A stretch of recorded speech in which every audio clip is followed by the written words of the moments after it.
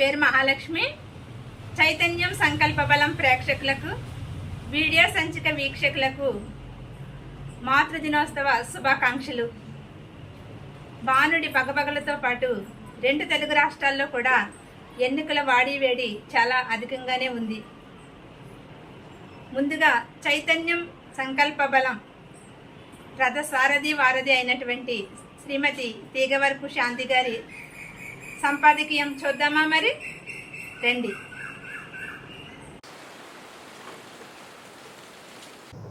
నమస్కారం.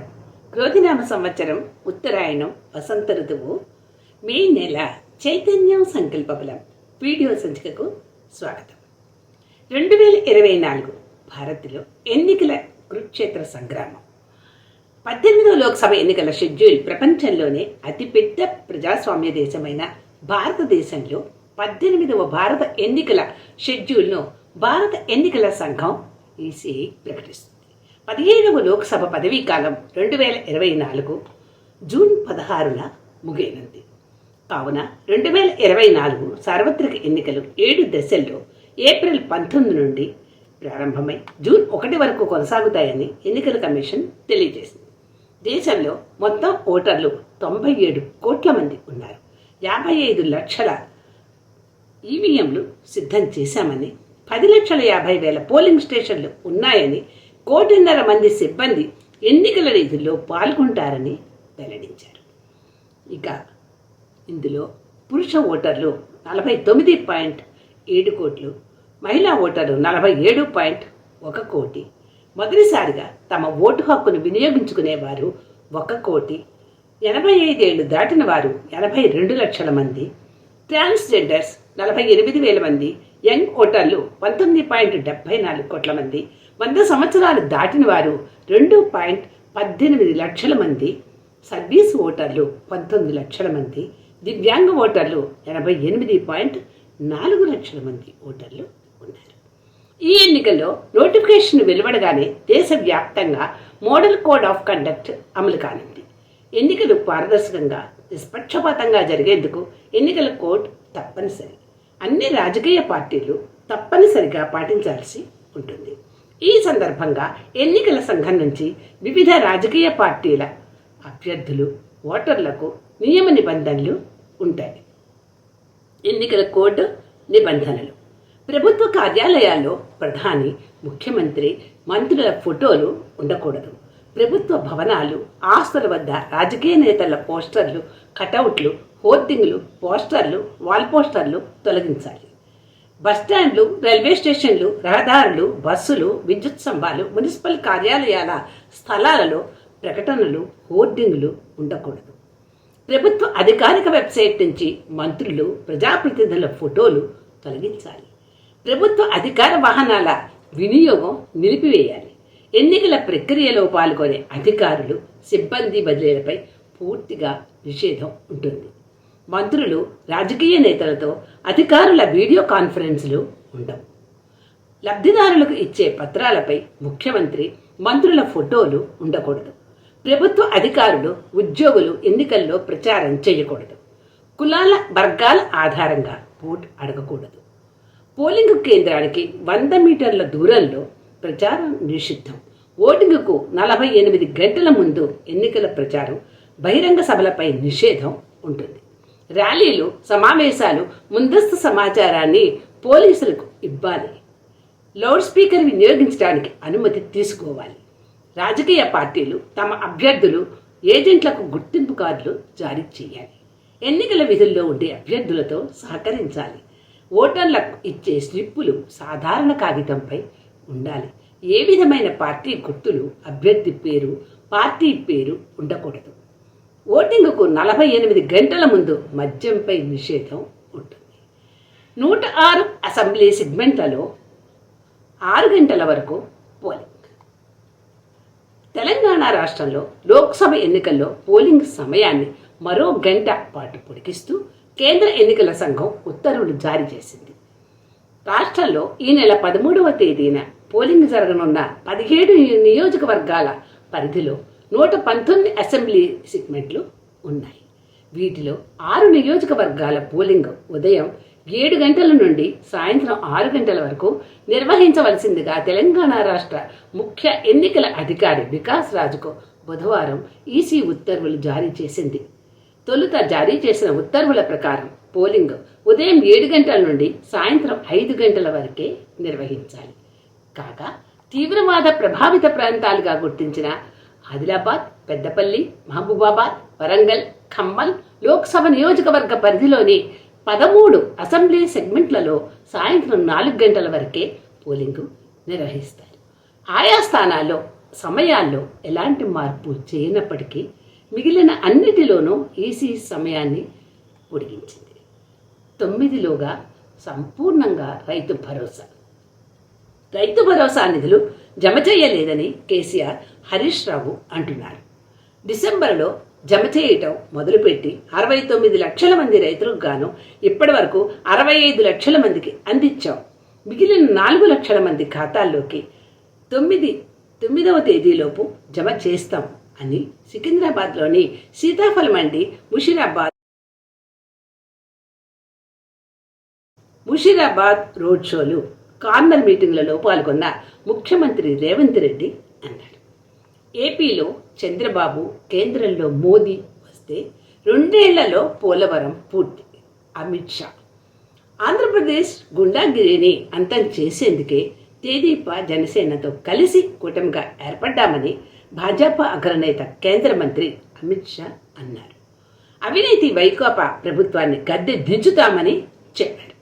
ఎన్నికల ప్రచారంలో భాగంగా ధర్మవరంలో మాజీ మంత్రి సునీతతో పాటు కూటమి ముఖ్య నేతలు పాల్గొన్నారు. యువరాజును, రాహుల్ను ఉద్దేశిస్తూ భారత ప్రధానిని చెయ్యాలని దాయాది తహతహ ప్రధాని మోదీ. కాంగ్రెస్ నేత రాహుల్ గాంధీపై పాకిస్తాన్ మాజీ మంత్రి ప్రశంసలు కురిపించడం చర్చనీయాంశమైంది. దీనిపై భాజపా నేతలు తీవ్రంగా విమర్శలు గుప్పించారు. నరేంద్ర మోడీ స్పందిస్తూ హస్తం పార్టీపై ఘాటు వ్యాఖ్యలు చేశారు. కాంగ్రెస్ యువరాజు కోసం పాక్ నేతలు ప్రార్థిస్తున్నారని, వారి మధ్య బంధం ఉందన్నది తేటతెల్లమైందని అన్నారు. 3వ దశపై సర్వత్రా ఆసక్తి. 10 స్థానాలకు 7న పోలింగ్. ఆగ్రా, హతరస్ నుంచి వీరేంద్ర దేవ్. యాదవుల కోటలో మహాసంగ్రామానికి సర్వం సిద్ధమైంది. ఓబీసీలు అధికంగా ఉండే ఉత్తరప్రదేశ్లోని 10 లోక్సభ నియోజకవర్గాలకు మే 7వ తేదీన పోలింగ్ జరగనుంది.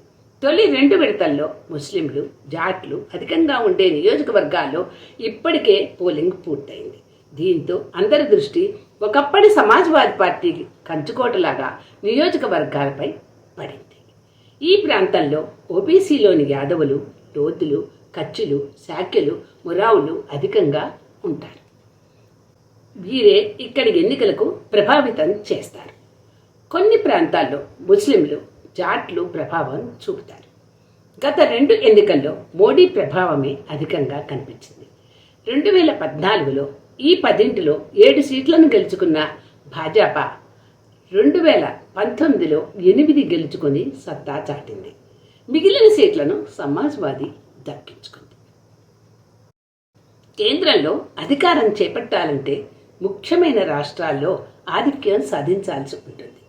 దేశంలోనే అత్యధిక స్థానాలున్న ఉత్తరప్రదేశ్తో పాటు బీహార్, మహారాష్ట్ర, పశ్చిమ బెంగాల్ దాదాపుగా విజేతను తేలుస్తాయి.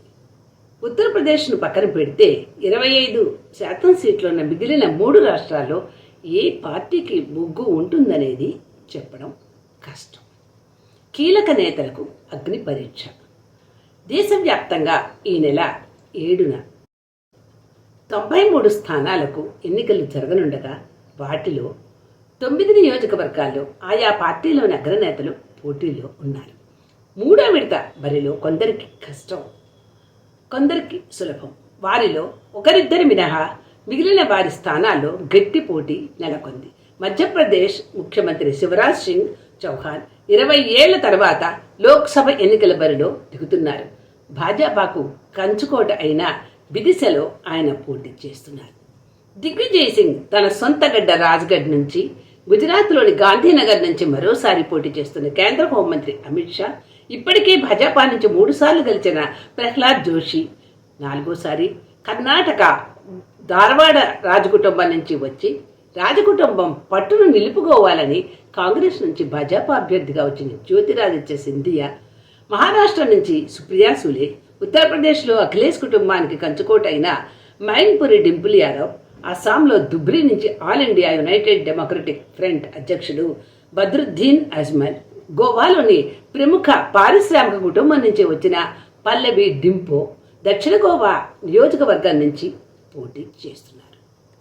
కాంగ్రెస్ కంచుకోట రాయ్బరేలీలో హోరా హోరీ రాహుల్ వర్సెస్ దినేష్. తాత, నానమ్మ, అమ్మ పోటీ చేసిన రాయ్బరేలీ బరిలో రాహుల్ గాంధీ. కాంగ్రెస్ అగ్రనేత రాహుల్ గాంధీ 2004 నుంచి వరుసగా 3 సార్లు తాను ప్రాతినిధ్యం వహించిన అమేథీ సీటును కాదని ఇప్పుడు రాయ్బరేలీని ఎంచుకోవడంతో అందరి దృష్టి ఆ నియోజకవర్గంపై పడింది. దేశానికి స్వాతంత్ర్యం వచ్చాక జరిగిన తొలి 2 సార్వత్రిక ఎన్నికల్లో ఆయన తాత ఫిరోజ్ గాంధీ ఈ స్థానం నుంచి 2 సార్లు నెక్కారు. తర్వాత ఇందిరాగాంధీ 3 సార్లు, సోనియా గాంధీ 4 సార్లు ప్రాతినిధ్యం వహించారు. ఇలా కంచుకోటగా మార్చిన రాయ్బరేలీలో ఇప్పుడు రాహుల్ గాంధీ అడుగుపెట్టారు. పంజాబ్ రాష్ట్రంలో లోక్సభ బరిలో 12 మంది ఎమ్మెల్యేలు గెలిస్తే మరలా ఎన్నికలు. లోక్సభ ఎన్నికలు ముగియగానే పంజాబ్ రాష్ట్రంలో మరోసారి ఎన్నికల సమరం వచ్చే అవకాశం ఉంది. ఎందుకంటే ఎక్కువ మంది ఎమ్మెల్యేలు లోక్సభ ఎన్నికల బరిలోకి దిగడమే ఇందుకు కారణం.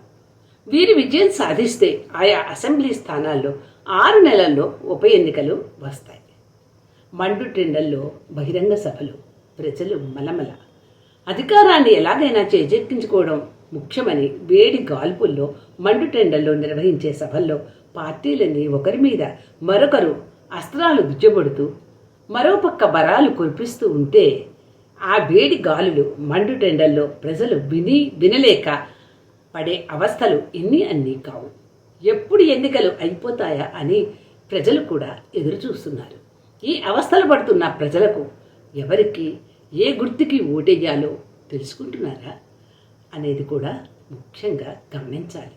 వారి ఓటును సద్వినియోగపరుచుకునేటట్లు చేయాల్సిన అవసరం ఎంతైనా ఉంది.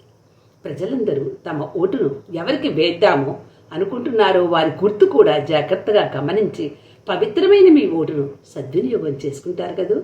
పవిత్రమైన మీ ఓటును అందరూ వెయ్యాలని, వృధా చేసుకోవద్దని మీ చైతన్యం సంకల్ప బలం కోరుకుంటోంది. సర్వేజన సుఖినో భవంతు. మీ చైతన్యం సంకల్ప బలం ఎడిటర్ తీగవరపు శాంతి. నమస్కారం. ఈ ప్రజాస్వామిక దేశంలో ఓటు అనేది మన జన్మ హక్కు. భారత సార్వత్రిక ఎన్నికలలో భాగంగా ప్రతి వయోజన పౌరుడు వారి వారి నియోజకవర్గంలో తప్పక ఓటు వేసి తీరాలి. ఓటు హక్కుని ఎవరు వదులుకోకూడదు, అలాగే దుర్వినియోగం పరచకూడదు. మనందరం కూడా మన వంతు బాధ్యతగా ఓటు వేద్దాం. అలాగే చైతన్యం సంకల్ప బలం ఎడిటర్ శ్రీమతి శాంతి గారు వండర్ఫుల్ ఉమెన్. ఆమె సామాజిక బాధ్యతగా ఓటు హక్కును తెలియజేస్తూ కొన్ని ప్రశ్నలను ప్రజల మధ్యకు వచ్చి ప్రజలని సంధించడం జరిగింది. మరి వారి నుంచి వచ్చే జవాబులు ఎలా ఉన్నాయో, శాంతి గారు అడిగిన ప్రశ్నలేంటో చూద్దామా? మరి రండి. ఇప్పుడు శ్రీమతి స్వరూప గారు ఓటుపై వారి యొక్క మనోభావాలను మన ఎడిటర్ శాంతి గారితో పంచుకుంటున్నారు. విందామా? మరి రండి. నమస్కారం అండి. మీ పేరండి? మా పేరు బి స్వరూప. స్వరూప, ఓకే. ఇప్పుడు సిద్దిపేట. సిద్దిపేట. ఇప్పుడు ఎన్నికలు వస్తున్నాయి కదా, మీ అభిప్రాయం ఏమిటి? హుషారుగా అనిపిస్తుందా? ఎన్నికలు వస్తున్నాయి అని చెప్పేసి ఎప్పుడు ఓటేద్దామా అనిపిస్తుందా? ఈ ఎన్నికలు ఎందుకు వచ్చాయని అనిపిస్తుందా? ఎవరు వస్తారనిపిస్తుందా? మీ అభిప్రాయం చెప్పండి. మా టీఆర్ఎస్ఏ వస్తుంది అనుకుంటున్నాను. బీఆర్ఎస్ వస్తుంది అనుకుంటున్నారు. మీకు అందులో ఎవరంటే ఎక్కువ ఇష్టం? ఎవరికి ఓటేయాలనుకుంటున్నారు మీరు? మా మెదక్ సిద్దిపేట డిస్టిక్ రామరెడ్డి. రామరెడ్డి, ఓకే. ఎందుకు బీఆర్ఎస్కి ఓటేయాలనుకుంటున్నారు మీరు? మీకు ఏమైనా చేసిందా? మొదటి నుంచి బీఆర్ఎస్. ఓకే, మాకు అందుకే బీఆర్ అంటేనే ఇష్టం. BRS Harish Rao okay, BRS మీకు ఆయనతోనే మాకు బాగా ఓకే. ఇప్పుడు ప్రస్తుతం ఉన్నటువంటి ఎన్నికలు ఎలా అనిపిస్తున్నాయి? కిందసారి ఎన్నికల్లో బీఆర్ఎస్ రాలేకపోయింది, దాని మీద మీ అభిప్రాయం ఏమిటి? పోయినసారి రాలేదు, ఇప్పుడు ఎంపీ ఎలక్షన్లో కంపల్సరీ వస్తుంది అనుకుంటున్నారు. ఎందుకు రాలేకపోయింది అనుకుంటున్నారు? ఇప్పుడు ఎందుకు వస్తుంది అనుకుంటున్నారు? కాంగ్రెస్ వాళ్ళు బాగా ఆఫర్లు పెట్టిండ్రు కదా, ఈ రైతు బంధుకు 15,000 ఇస్తామని అదని ఇదని ఆఫర్లు పెట్టేసరికి అందరూ అంటే. కాకపోతే ఇంకా సోనియమ్మ మనకి ఇచ్చింది కదా, సోనియమ్మకి ఈసారి ఇవ్వాలి అనే పట్టుదలతో కాంగ్రెస్కి వేశారు ఓటు. మరి ఈసారి ఎందుకు వేద్దాం అనుకుంటున్నారు? కాంగ్రెస్ నచ్చట్లేదు, అన్ని పెట్టిండ్రు ఆఫర్లు, కానీ ఒకటి అమలు చేయట్లేదు, అందుకని మీకు నచ్చట్లేదు. సో మీ ఓటు బీఆర్ఎస్కే. Okay madam, thank you very much. నమస్తే. ఇప్పుడు శ్రీ దుస్సా యాదగిరి గారు తమదైన శైలిలో ఎలక్షన్ గురించి, ఓటు హక్కు గురించి చాలా అద్భుతంగా వివరించడం జరిగింది. ఆయన ఒక శ్రేయోభిలాషి, అలాగే సామాజిక ఉద్యమకారులు. ఎన్నో అద్భుతమైన విషయాలను మరి తెలియజేశారు. విందామా మరి? రండి. ఇప్పుడు ఎలక్షన్స్ వస్తున్నాయి కదా, వాటి గురించి మీరు ఏమనుకుంటున్నారు? ఎలా నడుస్తున్నాయి ఎలక్షన్స్? మీకు ఎలా అనిపిస్తోంది? ఏ పార్టీకి వేద్దామనిపిస్తోంది? ఏ పార్టీ చాలా బాగుంటుంది, మన దేశానికి బాగా చేస్తుంది అనిపిస్తోంది? మీరు చెప్తారా? నా పేరు దుస్సా యాదగిరి అండి. నేను సామాజిక పరమైనటువంటి ఉద్యమాలలో యాక్టివిస్టుని. అయితే ఈ ఎన్నికలను ప్రజలు ఆషామాషిగా తీసుకోవద్దు. ఎందుకంటే దేశ చరిత్రను, దేశ భవిష్యత్తును, దేశ భద్రతను నిర్దేశించేటటువంటి ఎన్నికలు కాబట్టి ప్రజలు తమ బాధ్యతగా ఓటు హక్కును ఖచ్చితంగా వినియోగించుకోవాలి.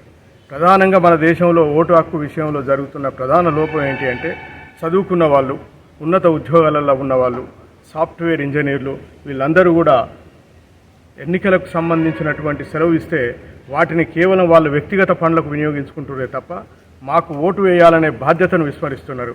కాబట్టి మీరు ఆ బాధ్యతను విస్మరించడం వల్ల చదువుకొని అవగాహన లేని కొంతమంది వాళ్ళందరూ కూడా ప్రలోభాలకు లోనై ఓటు హక్కును వినియోగించుకుంటున్నారు. అంటే వారిని కించపరచడం నా ఉద్దేశం కాదు, కానీ కొంత చదువు తక్కువ ఉండి, కొంత దేశ భవిష్యత్తు పట్ల, ఈ వ్యవస్థ పట్ల అవగాహన తక్కువ ఉన్నటువంటి వాళ్ళు ఓటు హక్కును సద్వినియోగం చేసుకుంటున్నారు. మనం ఎక్కడ చూసినా స్లమ్లలో ఒక 80 నుంచి 90% ఓటు నమోదవుతుంది. అదే అపార్ట్మెంట్లలో, ఉన్నతమైనటువంటి కాలనీలు, బంజారా హిల్స్ లాంటి కాలనీలలో అతి స్వల్పమైన ఓటు వినియోగించుకోవడం జరుగుతుంది. 30% బిలో వినియోగించుకోవడం జరుగుతుంది. దానివల్ల ఫలితాలలో చాలా తారతమ్యాలు వస్తున్నాయి. మంచి వ్యక్తిని, చదువుకున్న వ్యక్తిని, సేవ చేసే వ్యక్తిని ఎన్నుకోవడంలో కొంత లోపం జరుగుతుంది. కాబట్టి ప్రతి ఒక్కరూ, చదువుకున్నటువంటి వాళ్ళు, ఉద్యోగస్తులు, ప్రతి ఒక్కరూ ఓటు వినియోగించుకొని ఈ దేశ భవిష్యత్తుకు, ఈ దేశ భద్రతకు, ఈ దేశ రక్షణకు బలమైన నాయకత్వం వహించే పార్టీ, బలమైన నాయకుడిని ఎన్నుకొని తద్వారా ఈ ఓటు అనేటటువంటి ఈ సమరాంగంలో మనం న్యాయం చేయాలని చెప్పి అందరూ సద్వినియోగం చేసుకోవాలి 13వ తారీఖు అని చెప్పి నేను చైతన్య పత్రిక ద్వారా మీ అందరికీ విజ్ఞప్తి చేస్తున్నాను. చాలా సంతోషం అండి, చాలా బాగా చెప్పారు. మీకు దేశభక్తి మీద ఉన్నటువంటి మీ అభిమానాన్ని చాటుకున్నారు. ఎన్నో విషయాలు చాలా చక్కగా మాట్లాడారు. అలాగే ఇప్పుడు ప్రజానాయకులంతా కూడా ప్రజలకి ఎండల్లో, వానల్లో ఇంత పెద్ద పెద్ద సభలు పెట్టి వాళ్ళకి ప్రచారం చేసుకుంటున్నారు. అలాగే పేదవాళ్ళు కూడా పనులు మానేసుకుని మరీ పెడుతున్నారు. దీని మీద మీ అభిప్రాయం ఏమిటి? ప్రజాస్వామ్యంలో ఓటు అనేది బలమైందండి. రాచరికపు వ్యవస్థ నుంచి మనం ప్రజాస్వామ్య వ్యవస్థకు వచ్చాము. ప్రజలకు ఎవరైతే పోటీ చేసే అభ్యర్థి ఉన్నాడో, పోటీ చేసే పార్టీ ఉన్నదో, వాళ్ళు ఏం చేస్తాము, ఈ ప్రజలకు ఏ రకంగా ఉపయోగపడతాం, ఈ వ్యవస్థకు ఏ రకంగా ఉపయోగపడతామని నిరంతరం చెప్పాల్సిన బాధ్యత వాళ్ళకు ఉంటుంది. ప్రజలను వారి వైపు ఓటు వేయించుకునేటటువంటి బాధ్యత కూడా వాళ్ళకు ఉంటుంది. కాబట్టి ఇది ప్రజాస్వామ్యం, ఓటు అనేది ఆయుధం లాంటిది. ఖచ్చితంగా వాళ్ళు కష్టపడాల్సిందే, తిరగాల్సిందే, ఆయా పార్టీల వైఖరి చెప్పాల్సిందే. ఆ విధంగా ఉంటే మాత్రమే ప్రజలు ఇంకింత ఓటు వేయడానికి సంసిద్ధులవుతారు. ఓటింగ్ ప్రక్రియలో కూడా వాళ్ళపై నమ్మకంతో పాల్గొనడానికి అవకాశం ఉంటుంది. ఇది ప్రజాస్వామ్యం. ఓటు ప్రక్రియలో నాయకుడు నిరంతరం తిరగాల్సిందే, తన అభిప్రాయం చెప్పాల్సిందే. చాలా సంతోషం అండి. ఇప్పుడు తిరగవలసిందే నాయకులంతా అని చెప్తున్నారు. వాళ్ళు తిరిగి మాకు ఓటు వేయండి అని అంటే సరిపోతుందా? వాళ్ళు నెగ్గిన తర్వాత ఏం చేస్తే బాగుంటుంది? మీ అభిప్రాయం వారి భార్యామణిగా చెప్తారా మీరు? చెప్పండి, మీ అభిప్రాయం చెప్పండి. నాకు అంతగా తెలియదు. ఏమనిపించిందో చెప్పండి, పర్వాలేదు. మంచిగా అనిపించింది చెప్పడం మాత్రం. అందరూ ఓటు వేయాలి, ఓటు వేయాలి, అందరూ ఓటు వేయాలి. ఓకే. ఇప్పుడు మరి కొందరికి ఇళ్ళు మారుతున్నారు, లేదా ఊళ్ళు మారుతున్నారు, వాళ్ళు ఊళ్ళు వెళ్ళవలసి వస్తుంది, వాళ్ళు ఎక్కడెక్కడికో తిరుగుతున్నారు. సో దీనివల్ల వాళ్ళు ఎక్కడో ఉంటే ఆ ఓటు హక్కుని ఖర్చు పెట్టుకొని శ్రమపడి వినియోగించుకోలేని పరిస్థితి వస్తుంది. సో దానికి మీ అభిప్రాయం ఏమిటంటారు? ఈ విధానంలో మాత్రం కొంత లోపభూయిష్టంగా ఉన్నది మాట వాస్తవం. ఎందుకంటే ప్రపంచీకరణ జరుగుతున్నటువంటి నేటి పరిస్థితుల్లో వాళ్ళు ఉద్యోగాల రీత్యా వివిధ ప్రాంతాలకు రాష్ట్రాలు దాటి వెళ్లాల్సినటువంటి ప్రస్తుత పరిస్థితుల్లో, సామాజిక పరిస్థితుల్లో ఈ ప్రక్రియ మీద మాత్రం ఖచ్చితంగా కేంద్ర రాష్ట్ర ప్రభుత్వాలు ఒక విధాన నిర్ణయాన్ని తీసుకోవాలి. ఎందుకంటే ఈ ఓటింగ్ ప్రక్రియను కూడా సరళీకరణ చేయాలి. వారు ఇంట్లో కూర్చొని కూడా అభివృద్ధి చెందిన దేశాలలో వారు ఇంట్లో కూర్చొని ఎట్లయితే ఓటు హక్కు వినియోగించుకుంటున్నారో ఆ విధానమైన సరళీకరణమైన విధానాన్ని కూడా ప్రజలకు అందుబాటులోకి తీసుకొస్తే ఇంకింత ఓటింగ్ ప్రక్రియలో సరళీకరణ అవుతుంది, సులువుగా ఓటు వేయడానికి కూడా అవకాశం ఉంటుంది. ఆ ప్రక్రియ మీద ఇప్పటికైనా ప్రభుత్వాలు, కేంద్ర రాష్ట్ర ప్రభుత్వాలు ఒక కమిషన్ వేసి దాన్ని మరింత సరళీకరణ చేయాలని చెప్పి నేను విజ్ఞప్తి చేస్తున్నాను. ఎంతో చక్కగా చెప్పారండి. మీ అభిప్రాయాలన్నీ కూడా ప్రజలకు ఎంతో ఉపయోగంగా ఉండేటట్టు, అలాగే రాజకీయ నాయకులు ఏం చేయాలో కూడా మీరు ఎంతో చక్కగా వివరించారు. ధన్యవాదాలు. నమస్తే. ఇప్పుడు చంపాపేట నుండి శ్రీ రామ్మూర్తి గారు ఓటుపై వారి యొక్క మనోభావాలను మనకి తెలియజేస్తున్నారు. ఆయన గొప్ప అనుభవజ్ఞులు. గోల్కొండ హై స్కూల్లో హెడ్ మాస్టర్గా బాధ్యతలు చేపట్టి ఇటీవల కాలంలో ఉద్యోగ విరమణ పొందినటువంటి వ్యక్తి. మరి ఆయన యొక్క భావాలను మనము విందామా? రండి. మీ పేరండి? నా పేరు రామరెడ్డి. ఓకే. నేను రిటైర్డ్ హెడ్ మాస్టర్. వావ్. ఎక్కడి నుంచి వచ్చారు సార్? చంపాపేట. చంపాపేట. ఎక్కడ స్కూల్లో వర్క్ చేసేవారు? నేను గోల్కొండ హై స్కూల్లో. ఓకే. సో మీకు ఇంకా మంచి మంచి అభిప్రాయాలు ఉంటాయి అయితే ఎన్నికల మీద. ఇప్పుడు ఎన్నికలు ప్రస్తుతం ప్రచారం జరుగుతోంది. 13వ తారీఖున ఎన్నికలు జరగబోతున్నాయి. సో వాటి మీద మీ అభిప్రాయం చెప్పండి సార్. ఎన్నికలు అంటే అండి, ప్రచారంలో భాష బాగాలేదు. ఓకే. ఎవరి అభిప్రాయాలు వాళ్ళకి ఉంటాయి అనుకోండి, కానీ అయినా భాష మితిమీరిపోతుంది, నాగరికత లైన్లు దాటిపోతుంది. అది లేకుంటే బాగుంటుందని నా అభిప్రాయం. ఓకే. అదొకటి. ఇంకా వాగ్దానాలు కూడా ఫ్రీ వాగ్దానాలు చాలా చేస్తూ ఉన్నారు. ఓకే. ప్రజలకు మరి పెట్టుబడి సంపద, జాతి సంపద పెంచకుండా ఫ్రీ వాగ్దానాలు ఎట్లా నెరవేరుతాయండి? అవునండి. అది కూడా సాధ్యం. అలాంటి సాధ్యం కానీ వాగ్దానాలు ఇవ్వడం మంచిది కాదండి అభిప్రాయం. ఓకే. ఇప్పుడు ఈ వాగ్దానాలు చేస్తున్నారు, మీరన్నట్టు సంపదకు మించి వాగ్దానాలు చేస్తున్నారు. అవి నెరవేరుస్తున్నారని కొందరు, నెరవేర్చట్లేదని కొందరు ప్రజలు అభిప్రాయపడుతున్నారు. నెరవేర్చినా కూడా ఆ డబ్బు కూడా ప్రజలు ఎంతో కష్టపడి, ముఖ్యంగా మధ్యతరగతి కుటుంబీకులు ఎంతో కష్టపడి చెల్లించే పన్ను డబ్బుతో ఈ వాగ్దానాలు నెరవేరుస్తున్నారు. మాకు తినడానికి తిండి లేకే మేమెంతో అవస్థపడి పన్నుల రూపంలో కడుతున్నాం. కానీ ఆ సొమ్ము తీసుకెళ్ళి అక్కర్లేని వాళ్ళకు కూడా మీరు ఇచ్చేస్తున్నారు అనేసి కొందరి వాదన. దాని మీద మీ అభిప్రాయం చెప్పండి. సేమ్ 100% అగ్రి అవుతున్నాయి, ఏకీభవిస్తున్నాయి. ప్రజలకు కష్టపడి పన్ను కట్టేదాన్ని పంచిపెట్టడం అనేది చాలా చాలా అన్యాయం. ఓకే. అన్యాయం. అది నేను దాన్ని కూడా నేను సమర్థిస్తున్నాను. ఇది చాలా, నేను దాన్ని వ్యతిరేకిస్తున్నాను కూడా, అట్లా పంచిపెట్టడం అనేది. అలాగే ఇప్పుడు ప్రభుత్వం ఉందంటే ఈ జీతాలు ప్రతి నెల డిఏ అని అదని ఇదని ఇష్టానురీతిగా పెంచుకుంటూ ఉంటుంది. దానికి కొందరు తిండే లేక ఇబ్బంది పడుతున్నారు. కొన్ని చోట్ల ఎక్కువైపోయి ఆ డబ్బుని ఏం చేయాలో తెలియని పరిస్థితి పెన్షన్ల వాళ్ళు కూడా ఉంటున్నారు. దాని మీద మీ అభిప్రాయం ఏమిటండి? అది కూడా అంతే. వైట్ కాలర్ పీపుల్కి ఎక్కువ బడ్జెట్ పోతుంది. దానివల్ల ఏంటంటే డెవలప్మెంట్ యాక్టివిటీస్కి, ఇన్ఫ్రాస్ట్రక్చర్ డెవలప్మెంట్, అలాంటి డెవలప్మెంట్ పనులకు ఫండ్ మిగలడం లేదు. అది కూడా పునరాలోచించాల్సిందే. వైట్ పీపుల్ మీరు అన్నట్టు డిఆర్లు పెంచుకుంటూ పోతున్నారు. కాస్ట్ ఆఫ్ లివింగ్ ఎక్కువ పెరిగిపోయిందని ఎక్కువ పెంచుతూ పోతున్నారు. కామన్ మ్యాన్కు ఒళ్ళు నుంచి కష్టపడేటోనికి మనకి తిండి దొరకడం లేదు. కాస్ట్ ఆఫ్ లివింగ్ ధరలు అందరికీ ఒకటే ఉంటాయి కదండి. మరి వైట్ కలర్ పీపుల్ ఈ విధంగా ఇంట్లో కూని సంపాదించిన వాళ్ళకే లైఫ్ కష్టంగా ఉంటే రోడ్డు మీద బతికేటి వాడికి ఇంకా లైఫ్ ఎంత కష్టంగా ఉంటుంది. ఇక ఎన్నికల విధానం ఏ విధంగా ఉందంటారు? బాగుందా, మీకు నచ్చిందా? ఎన్నికల విధానం బాగానే ఉందండి. బాగానే ఉంది. ఎలక్ట్రానిక్ ఈవీఎంస్ బాగానే ఉంది. ఏమి ఇబ్బంది పడట్లేదంటారా ప్రజలు? ఎన్నికలంతా కూడా సవ్యంగా జరుగుతున్నాయి. అలాగే పార్టీ ప్రచారాలు, ముఖ్యంగా ఈ మండు టెండల్లో ప్రజలు ఎండల్లో కూర్చుని మేము కూర్చోలేకపోతున్నాం అని అంటూనే కోట్ల కొద్దీ ప్రజలు ప్రచారాల కోసం పెడుతున్నారు. వీళ్ళు ఎందుకోసం పెడుతున్నారు? అలాగే ఈ ఎండల్లో మీటింగులు పెట్టి ఈ ప్రజానాయకులంతా మీటింగులు నిర్వహించడం అనేది ఎంతవరకు సబబు? అదే మార్గమా? ప్రచారం కోసం వేరే మార్గాలు లేవా? ఏది ఎంచుకుంటే బాగుంటుందని మీ ఉద్దేశం? అంటే ఎలక్షన్ సీజన్ ప్రచారం తప్పదు కదండి.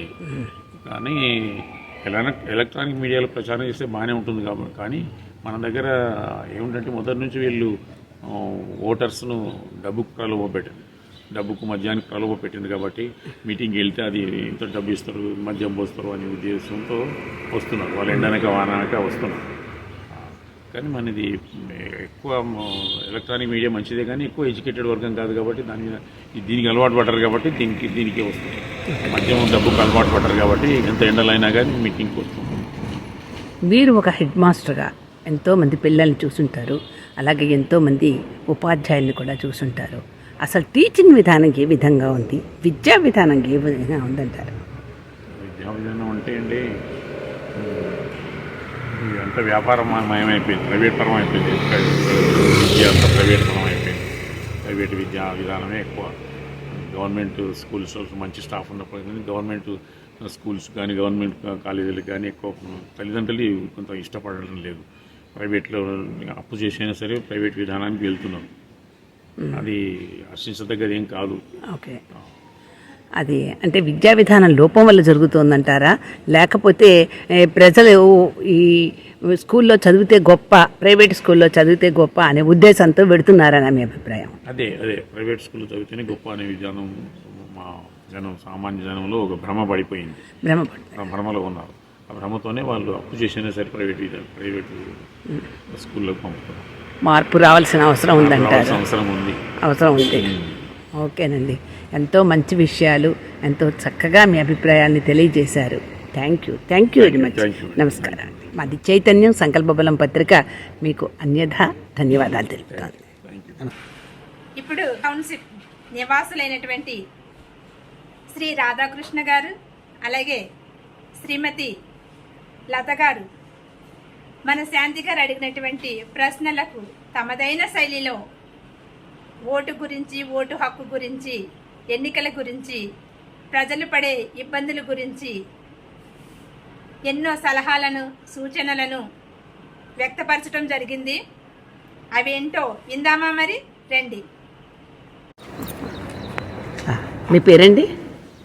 నా పేరు రాధాకృష్ణ అండి. రాధాకృష్ణ, ఎక్కడి నుంచి మాట్లాడుతున్నారు? నేను ఫ్లాట్ 606A07 సహబానా టౌన్షిప్లో ఉంటాను. Okay, fine. మీ పేరు మేడం? నా పేరు లత. లత, ఇప్పుడు 13వ తారీఖున ఎలక్షన్స్ వస్తున్నాయి కదా, వాటి మీద మీ అభిప్రాయం ఏమిటి? ఎలా ఉంటే బాగుంటుంది? ఎన్నికలన్నీ కరెక్ట్గా సజావుగా జరుగుతున్నాయా? ప్రచారం బాగా జరుగుతుందా? ఏ విధంగా ఉంటే బాగుంటుంది అనేది మీ ఒపీనియన్ చెప్పండి సార్. ప్రచారం వరకు చెప్పుకోవాలంటే మన సహబానా టౌన్షిప్లో డోర్ టు డోర్ క్యాంపెయినింగ్ అనేది ఇప్పటివరకు లేదు. కేవలం ఒక్కసారి వచ్చారు తప్ప. ఓకే, అది అంతవరకు బాగానే ఉందని అనిపిస్తుంది. లేకపోతే రోజుకు 2-3 పార్టీ వాళ్ళు వస్తారు, ఇబ్బందిగానే ఉంటుంది. కాకపోతే ఓటు హక్కు వినియోగించడం కోసం చెప్పుకోవాలంటే 5 ఏళ్ళకి ఒకసారి వచ్చినా కూడా దాన్ని ఉపయోగించుకోవడం అనేది కంపల్సరీగా మనం చేయాలి. ఎండలు ఉన్నాయనో వర్షాలు పడుతున్నాయనో కాకుండా కుదరదనుకుంటే తెల్లవారే 7ంటికి మొదలెట్టినప్పుడైనా లేదా సాయంత్రం 5 లోపునైనా సరే వెళ్ళి ప్రతి వాళ్ళు వాళ్ళ ఓటు హక్కును వినియోగించుకోవాలి. వాళ్ళకి ఎవరు ఇష్టం, వాళ్ళ ఐడియాలజీ ప్రకారంగా సిద్ధాంతాలను బట్టి ఎవరు వాళ్ళకి నచ్చుతారనే దాన్ని బట్టి వాళ్ళు ఓటు వేస్తారు. అదే సమయంలో ఎవరు వస్తే ఈ దేశానికి మంచి జరుగుతుంది అనే దాన్ని కూడా ఒక ముఖ్యమైన ప్రాతిపదికగా పెట్టుకొని ఓటు వేయాలి. ఓకే, బాగుంది. ఇప్పుడు ఏదైనా సరే మీరు ఓటు వేయాలి, ఓటును వినియోగించుకోవాలి, ఓటు హక్కునైతే వినియోగించుకోవాలన్నారు. చాలా బాగుంది. అని ఇప్పుడు కొత్తగా వచ్చారండి ఇక్కడికి? ఎన్నాళ్ళు అయింది వచ్చి మీరు ఈ ప్లేస్కి వచ్చి? 1.5 years. 1.5 years అయింది. మీరు అంతకుముందు ఎక్కడ ఉండేవారు? ఇంత మునుపు కీసర్లో ఉండేవాళ్ళు. కీసర్లో. మీ ఓటు హక్కు ఇప్పుడు ఎక్కడుందండి? ఇక్కడుందా, కీసర్లో ఉందా? ఇక్కడే ఉంది. ఇక్కడే ఉంది. ఇప్పుడు ఇలాగే కొందరికి రాని వాళ్ళు ఉన్నారు, ఓటు హక్కు ట్రాన్స్ఫర్ అయ్యి కానీ, లేకపోతే ఇక్కడ జాయిన్ అయిన వాళ్ళు కూడా చాలామంది మాకు ఇక్కడికి ఓటు హక్కు రాలేదు, మేము మళ్ళీ ఆ ప్లేస్కి వెళ్ళి ఓటు వేయాలి, ఈ ఎండల్లో మాకు ఎంత కష్టం అని అంటున్నారు. అలాగే ట్రాన్స్ఫర్లు అయ్యి వచ్చిన వాళ్ళు, ఊళ్ళు మారిన వాళ్ళు, ఊళ్ళు వెళ్ళవలసిన వాళ్ళు, ఇలాగా రకరకాల ఇబ్బందులు పడుతూ మేము ఓటు వేయాలి అంటే మాకు ఎంత కష్టం అవుతుంది అని వెళ్ళమని చెప్పేవాళ్ళు కూడా చాలామంది ఉన్నారు. వాటి మీద మీ అభిప్రాయం చెప్పండి. నా అభిప్రాయం ఏంటంటే, మీరు ఒక చోటుకి మారేరు అంటే అక్కడ మీరు పర్మనెంట్గా ఉండబోతున్నారు అనుకున్నప్పుడు ఏ విధంగా అయితే ఆధార్ కార్డులోని అడ్రస్ను మార్చుకుంటామో అదేవిధంగా ఓటర్ ఐడి కార్డులో కూడా అడ్రస్ మార్చుకొని మన పోలింగ్ బూత్ను మనకు దగ్గరలో తెచ్చుకోవాల్సిన అవసరం ఎంతైనా మనకుంది. దీనికి గాను మన అసోసియేషన్ వాళ్ళు కూడా ఒక 4-5 సార్లు డ్రైవ్ లాంచ్ చేశారు. చాలామంది దానికి అటెండ్ అయ్యారు, వాళ్ళ అడ్రస్లు మార్చుకున్నారు, వాళ్ళ ఓటు హక్కు ఇక్కడికి వచ్చింది. కాకపోతే కొంతమందికి ఏంటంటే ఇక్కడ అడ్రస్ మీద ఉంటుంది, ఊర్లో ఉన్న అడ్రస్ మీద కూడా ఉంటుంది. సో వాళ్ళు ఎక్కడ వేస్తే మంచిది అనేది వాళ్ళు ఆలోచించుకొని వేయాలి, కానీ ఓటు హక్కు మాత్రం వినియోగించుకొని తీయాలి. మీ అభిప్రాయం మేడం, ఎలక్షన్స్ మీద మీ అభిప్రాయం ఏమిటి? మీ ఓటు హక్కు ఏ విధంగా ఓటు వేయాలి, ఎక్కడన్నా ఓటు వినియోగించుకోవాలి. Okay, thank you very much అండి, చక్కటి అభిప్రాయాన్ని వెలిపించారు. నమస్కారం. భారత రాజ్యాంగం మనకు అందించినటువంటి చట్టబద్ధమైన అద్భుత అస్త్రం ఏది అంటే ఓటు అనే చెప్పాలి. మరి అటువంటి ఓటు హక్కు గురించి ప్రజలను చైతన్యపరిచేలా చాలా అద్భుతంగా వివరిస్తున్నారు పశ్చిమ గోదావరి జిల్లా పెనుగొండ వాస్తవ్యులు, మధుర గాయకులు, నటులు, ఘంటసాల్ అవార్డు గ్రహీత, అలాగే భారతదేశ మాజీ సైనికులు అయినటువంటి శ్రీయుతులు చివటం సుబ్బారావు గారు. మరి ఆ విశేషాలేంటో ఆయన నోటితోటే విందామా? మరి రండి. నమస్తే అండి, నా పేరు చివటం సుబ్బారావు, పశ్చిమ గోదావరి జిల్లా పెనుగొండ. ఎన్నికల రణరంగం మొదలైంది. హోరాహోరీగా భేటీ పడుతున్నారు.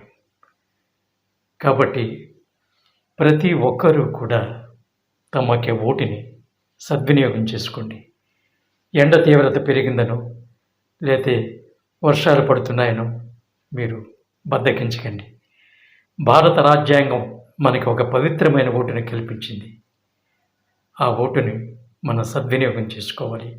ఓటు మన జన్మ హక్కు, ఇది మాత్రం మర్చిపోకండి. ఓటు వేసే ముందు ప్రతి ఒక్కరూ ఒక్కసారి మనస్సు పెట్టి ఆలోచించండి. ఎందుకంటే మన రాష్ట్రం పురోభివృద్ధి చెందాలంటే ఒక మంచి మనస్సున్న మనిషికి వెయ్యాలి. ఆ మనిషి ఎవరనేది అది మీ అంతరాత్మలో ఒక్కసారి ప్రశ్నించుకొని ఆ మహానుభావుడికి ఓటు వేసి గెలిపించండి. రాష్ట్రాన్ని ముందుకు నడిపించండి. మనిషికి అహం ఆవేశంతో కూడిన భావోద్వేగాలను అదుపు చేసుకోలేకపోతే వాటి పర్యవసానం ఏ విధంగా ఉంటుందో తెలియజేస్తున్నాయి పురాణ ఇతిహాసాలలోని ఎన్నో ఉదాహరణలు. మరి అటువంటి కోవకు చెందినటువంటి ఒక వ్యక్తి జీవితం గురించి మనకి ఎంతో అద్భుతంగా తమ రచన ద్వారా తెలియజేస్తున్నారు గురువర్యులు శ్రీ పాలకుర్తి రామ్మూర్తి గారు. ఈరోజు మనం అశ్వత్థామ గురించి తెలుసుకోబోతున్నాము. భావోద్వేగాలను అదుపు చేసుకోలేకపోతే జరిగే పర్యవసానాలు ఏ విధంగా ఉంటాయో మనకి చాలా అద్భుతంగా ఆయన యొక్క జీవితమే మనకి ఉదాహరణగా తెలియజేస్తున్నారు రామ్మూర్తి గారు. వారి యొక్క రచనను అంతే అద్భుతంగా ఎంతో విపులంగా మనకి చదివి వినిపిస్తున్నారు శ్రీమతి శకుంతల గారు. తమదైన శైలిలో అలనాటి వాస్తవికతమైనటువంటి విశేషాలను ఎంతో అద్భుతంగా వినిపిస్తున్నారు. విందామా మరి? రండి. నమస్కారం, నా పేరు శకుంతల. భావోద్వేగాలను అదుపులో పెట్టుకోకపోతే దాని పర్యవసానాల గురించి ఈరోజు శీర్షిక. మహాభారతంలో కౌరవ పాండవులకు ఆయుధ విద్యను అందించి అస్త్రగురువుగా ప్రసిద్ధుడైన ద్రోణుని కుమారుడు అశ్వత్థామ అత్యంత శక్తివంతుడు, నైపుణ్యం కలవాడే అయిన భావోద్వేగాలను అదుపు చేసుకోలేక ఒక ఉగ్రవాదిగా చరిత్రలో నిలిచిపోయాడు. కామక్రోధాలకు వసుడై ఆవేశపరుడై రాక్షసావేశంతో అర్ధరాత్రి అందరూ ఆదమర్చి నిద్రిస్తుండగా ప్రత్యర్థులనే కాక నోరు లేని మూగజీవాలను సైతం నిర్దాక్ష్యంగా అమానుషంగా సంహరించిన అమానవీయతను అశ్వత్థామలో చూస్తాం. సాధనతో విద్యాధికుడైన అర్జునునిపై మాత్సర్యాన్ని పెంచుకున్నాడు. తండ్రి అస్త్రగురువు కాబట్టి అర్హత లేకున్నా బ్రహ్మాస్త్రం లాంటి శక్తివంతమైన విద్యారహస్యాలను పొందాడు. దీనితో మాత్సర్యపూరితుడు, అయోగ్యుడు, ఆవేశపరుడు, క్రోధ స్వభావి అయిన అశ్వత్థామకు అహంకారం ద్విగుణీకృతమైంది. ఆవేశపూరితులైన వ్యక్తులు సాధారణంగా ఎదుటివారి దోషాలను విమర్శించడంలో ముందుంటారు, తమలోని దోషాలను దాచుకుంటారు. అయితే అసంతృప్తి, ఆవేశం, ఆగ్రహం వచ్చినప్పుడు తమ భావోద్వేగాలను దాచుకోలేని కారణంగా స్వపర భేదం లేకుండా విమర్శిస్తారు లేదా ప్రశంసిస్తారు. ఉదాహరణగా ఉత్తర గోగ్రహణ సందర్భంలో ద్రోణుడు అర్జునుని ప్రశంసించడం దుర్యోధనునికి కోపకారణమై గురువుని దూషిస్తాడు. దానితో స్వతహాగా అర్జునునిపై తనకు ఆశ్చర్యం ఉన్న కౌరవపక్ష దురాఘాతాలను విమర్శిస్తూ అర్జునుని గుణగణాలను అశ్వత్థామ ప్రశంసించడం కనిపిస్తుంది. రాయభార ఘట్టంలో కూడా తన ఆవేశాన్ని అదుపులో పెట్టుకోకుండా సభలో కౌరవులను విమర్శ చేయడం కనిపిస్తుంది.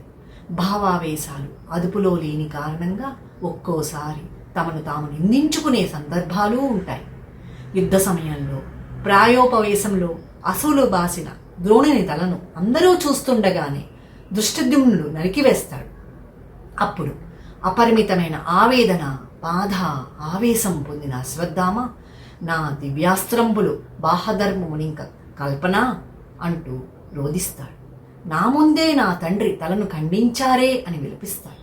వెంటనే ఆవేశంతో కృష్ణుని పాండవులను హతం చేస్తానని నారాయణాస్త్రం ప్రయోగిస్తాడు. అది కృష్ణుని మంత్రాంగంచే నిర్వీర్యం కావడంతో కృంగిపోతాడు. అవమానాగ్ని గ్రహించవేగా అతని మనసులో వైరాగ్యం పొడసూపగా రథాన్ని దిగి అస్త్రశస్త్రాలు విసర్జించి యుద్ధరంగం నుండి వెళ్ళిపోతాడు. ఇది భావోద్వేగాలను అదుపు చేసుకోలేకపోవడం వల్ల కలిగిన మానసిక స్థితి. నిజానికి కర్ణుని వీరత్వాన్ని, అశ్వత్థామ దివ్యాస్త్ర వైభవాన్ని నమ్ముకొని దుర్యోధనుడు రణయజ్ఞాన్ని ఆరంభించాడు. అయితే యుద్ధంలో భీష్ముడు, ద్రోణుడు పడిపోగా దుశ్శాసన్ని దారుణ మరణాన్ని చూచాక కర్ణార్జునుల ద్వంద్వ యుద్ధాన్ని పరిశీలించిన పిమ్మట కౌరవ విజయం అసంభవమనే నిర్ణయానికి వస్తాడు అశ్వత్థామ. అప్పుడు తన ఆవేశాన్ని తగ్గించుకొని దుర్యోధనుని వద్దకు వెళ్ళి చాలా అనునయంగా ఈర్ష్య, అసూయలు మాని సంధి చేసుకోమని చెప్తాడు. చచ్చి సాధించేది ఏమీ లేదు, బతికి ఉండిన శుభములు పడేయవచ్చు అంటూ ఉపదేశిస్తాడు. కాకపోతే ఆ సమయంలో ఆ బోధలు ఫలితాన్ని ఇవ్వలేదు. యుద్ధభూమిలో తొడలు విరిగి ఒంటరిగా నెత్తుటి మడుగులో పడి ఉన్న దుర్యోధను చూడగానే తన ఆవేశం మళ్లీ ఉప్పొంగింది. ఇన్ని దినాలుగా తమను పోషించిన దుర్యోధనుపై అభిమానం, తన తండ్రిని చంపిన పాంచాలులపై కోపం ఉప్పెనలా ముంచుకురాగా సాధ్యాసాధ్యాలను మరిచి పాంచాల పాండవాళిని కృష్ణునితో సహా సంహరిస్తానని ప్రతిజ్ఞ చేస్తాడు. ఆవేశంలో మాటల దూరటం సహజమే కానీ దానిని నిలుపుకోవటం అత్యంత గహనం. తనకు కృపుడు, కృతవర్మ తప్ప సహాయకులు లేరు. ఎదుటివారు బలమైనవారు. విజయగర్వంతో, ఉత్సాహంతో ఢీకొనేందుకు సిద్ధంగా ఉన్నారు. సమయ నిర్దేశనమూ ఉంది. దుర్యోధనుడు నెత్తుడి మడుగులో చివరి క్షణాలు లెక్క పెడుతూ ఉన్నాడు. అతను మరణించే వరకు తాను వారిని సంహరించాలి. అప్పుడే తన విజయానికి సార్థకత. దుర్యోధనుని మరణం పిమ్మట సాధించిన విజయం నిరర్ధక విజయమే. లక్ష్యం ఉన్నతమైనదే కాదు, అత్యంత క్లిష్టమైనది. బలవంతులైన పాండవ సైన్యాన్ని ఎదుర్కోవటం అంటే అగ్నికీలల మధ్య పదునైన కత్తి అంచుపై పయనిస్తున్నట్లు ఆవేశంలో నిర్ణయం తీసుకోవటం వేరు. దాన్ని అమలుపరచడంలో పడే ఇబ్బంది వేరు. రహదారి గుండా సాధించలేని దానిని సాధించేందుకు అడ్డదారులు వెతుక్కోవలసిందే. అంతులేని ఆలోచనలు ఒకవైపు, సాధించాలనే ఆవేశంతో కూడిన ఆతృత మరొక వైపు. క్షణక్షణం ఆవేదనాభరితమై నిదురకు దూరమై అతనికి ఎదురుగా ఒక గుడ్లగూబ నిశ్శబ్దంగా చెట్టుపై నిద్రిస్తున్న కాకుల గొంతులు కొరకటం, ఈకలు పెరకటం, పొట్టలు చీల్చడం కనిపించింది. ఆ హింసాకాండ తనకు కర్తవ్యాన్ని బోధిస్తున్నట్లుగా అనిపించింది. నిశ్చయానికి వచ్చిన మనసులో అలజడి ఉపశమించింది. పద్ధతి ఏదైనా ఫలితం ముఖ్యం అనే నిర్ణయం బలపడింది. వ్యూహం నిశ్చయమైంది. ఆ వ్యూహాన్ని అమలుపరచడంతో ఎన్ని ప్రతిబంధకాలు ఎదురైనా అధిగమించాలనే నిర్ణయం తీసుకున్నాడు. కష్టనష్టాలను భరించాలని నిర్ణయించాడు. కసితో కూడిన ఉన్మత్తత ఆవరించిన ఉన్మాదిగా మారాడు.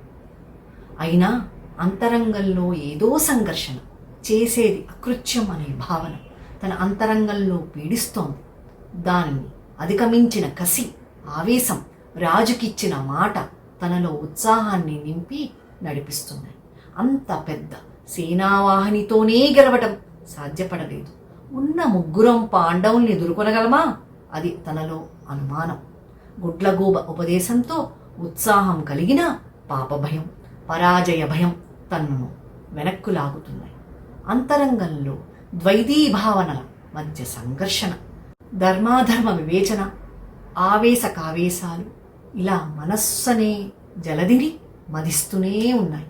మనోభూమికపై ఎన్నో వర్ణ చిత్రాలు. చివరగా ఈశ్వర ధ్యానం చేయడంతో శివానుగ్రహం కలిగిన భావన. దానితో ఏమైనా పాండవుల్ని అంతమొందిస్తాననే నిర్ణయం. దానితో అలజడి తగ్గి నిమ్మళించిన మనసులో సంఘర్షణ జారిపోయి కార్యాచరణకు పురికొలిపింది. పర్యావసనాలను గురించి పట్టింపు లేదు. లక్ష్యం ఒక్కటే తన ముందు కదలాడుతుంది. పగ, ప్రతీకారేచ్ఛ రాక్షసావేశంతో జతకట్టగా పాండవ శిబిరం పీనుగుల పెంటగా మారింది. నిద్రలో ఉన్న యోధులతో సహా నోరులేని జీవాలు మరణించారు. దుర్యోధనునికి ఈ విషయం చెప్పాడు. అప్పుడు శాంతించిన ఆవేశం భయం ఆశ్రయించింది. పగ చల్లారిన ప్రాణభయం ఎన్నాడింది. క్రోధావేశాలు చల్లారిన పిమ్మట ధైర్యం ఒకచాటేసింది. భయంతో ఉనికిపోతూ వ్యాసాశ్రమానికి పరుగులు తీశాడు. వెన్నంటి వచ్చిన భీమార్జునులను చూచి ప్రయోగించడమే కాని దాని ప్రభావం కాని ఉపసంహారం కాని తెలియని లోకకంటకమైన బ్రహ్మ శిరోనామకాస్త్రాన్ని ప్రయోగించాడు. చివరగా తన శిరోమణిని ఇచ్చి ద్రౌపది దయాభిక్షతో ప్రాణావశిష్ఠుడై తపభూమికి వెళ్ళటం జరుగుతుంది. ఒక ఉగ్రవాది మానవ బాంబుగా మారి జాతి సంపదను నాశనం చేసిన విధానం అశ్వత్థామలో మనకు కనిపిస్తుంది. జన్మతః బ్రాహ్మణుడై ఆ వృత్తికి దూరంగా క్షాత్ర ప్రవృత్తిని వృత్తిగా స్వీకరించి ధర్మాధర్మ వివక్షకు దూరంగా వివేకహీనుడై భావోద్వేగాలపై పట్టులేక ఆవేశకావేశాలతో భ్రష్టుడైన ఒక వ్యక్తి జీవితాన్ని అశ్వత్థామ జీవితం ప్రతిబింబిస్తుంది. ఇట్లు పాలకుర్తి రాముడు.